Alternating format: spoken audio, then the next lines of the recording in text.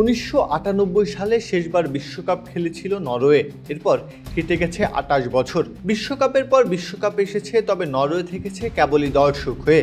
শেষমেশ নিরুপায় হয়ে দলটি শরণাপন্ন হলো আর্লিং হল্যান্ডের। পারলে তিনিই পারবেন উদ্ধার করতে নরওয়ের জাহাজকে বিশ্বকাপের তীরে পৌঁছে দিতে। হল্যান্ড অবশ্য তীরে পৌঁছে দিয়েই ক্ষান্ত হলেন না। বিশ্বকাপ অভিষেকে জোড়া গোল করে বুঝিয়ে দিলেন বিশ্বকাপটা এতদিন তারই অপেক্ষা করছিল।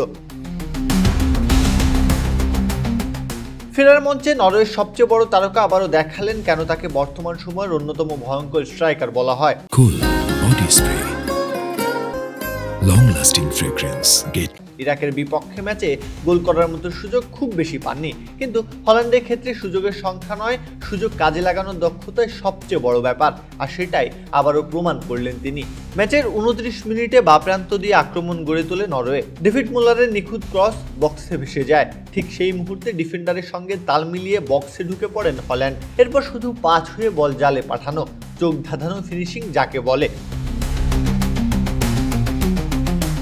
তবে নাটক তখনও বাকি।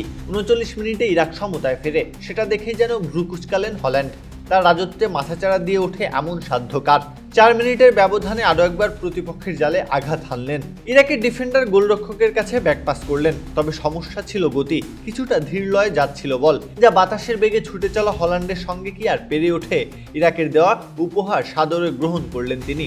বিশ্বকাপ অভিষেকেই ঝুলিতে গেল 2খানা সোনার হরিণ। শুধু তাই নয়, গোলমুখে শট নিয়েছেন 5টি, অন টার্গেট 4টি। বড় মঞ্চটাকে যেন নিজের আকাশ বানিয়ে নিয়েছেন হল্যান্ড। মুক্ত বিহঙ্গের মতো উড়েছেন। এই জোড়া গোল যে আর 5টা সাধারণ গল্প নয়, এ যে বহু বছরের সাধনার ফল, নরওয়ের দীর্ঘ প্রতীক্ষার গল্প। বিশ্বকাপ বাছাই পর্বে হল্যান্ড করেছেন 16 গোল, যা ইউরোপীয় অঞ্চলের সর্বোচ্চ। নিজের ভরাট কাঁধেই টেনে নিয়ে এসেছেন এই দলটাকে।